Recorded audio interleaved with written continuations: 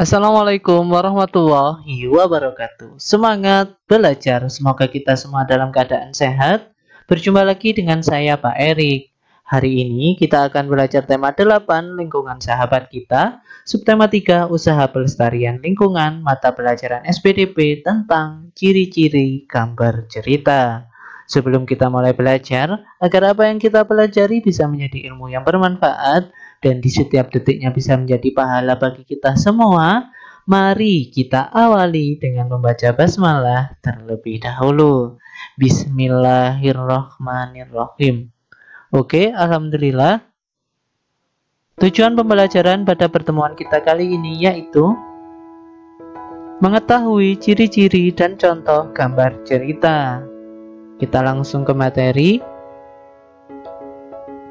Gambar cerita. Gambar cerita adalah gambar yang menunjukkan cerita atau kegiatan orang ataupun binatang dalam suatu peristiwa. Ciri-ciri gambar cerita. Yang pertama, narasi.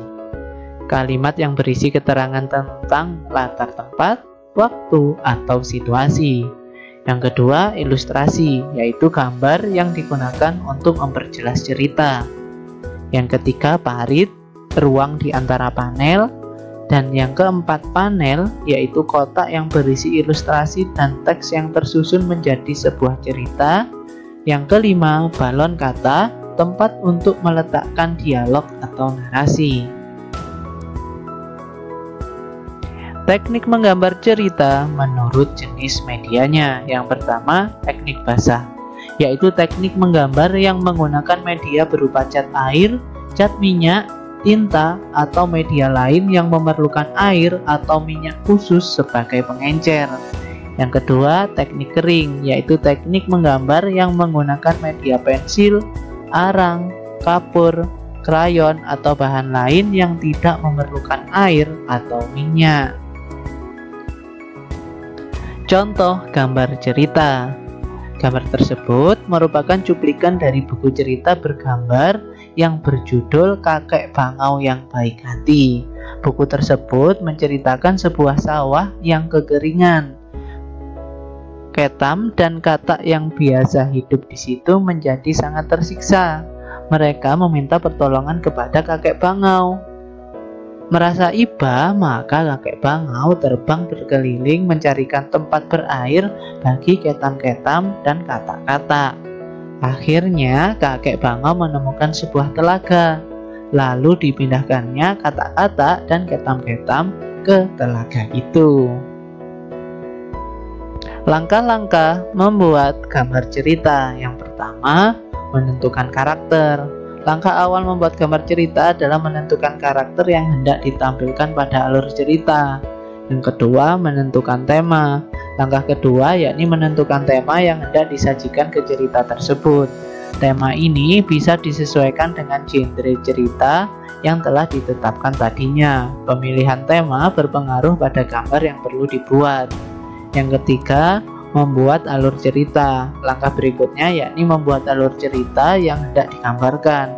Alur ini merupakan bagaimana cerita tersebut berjalan. Yang keempat, menyiapkan alat dan bahan.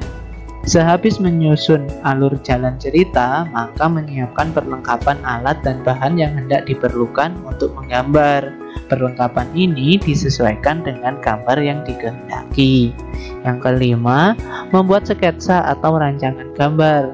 Sehabis menyiapkan alat dan bahan menggambar, bisa memulai membuat sketsa atau rancangan dari cerita yang telah ditetapkan dengan menyesuaikan karakter, tema, dan alur cerita.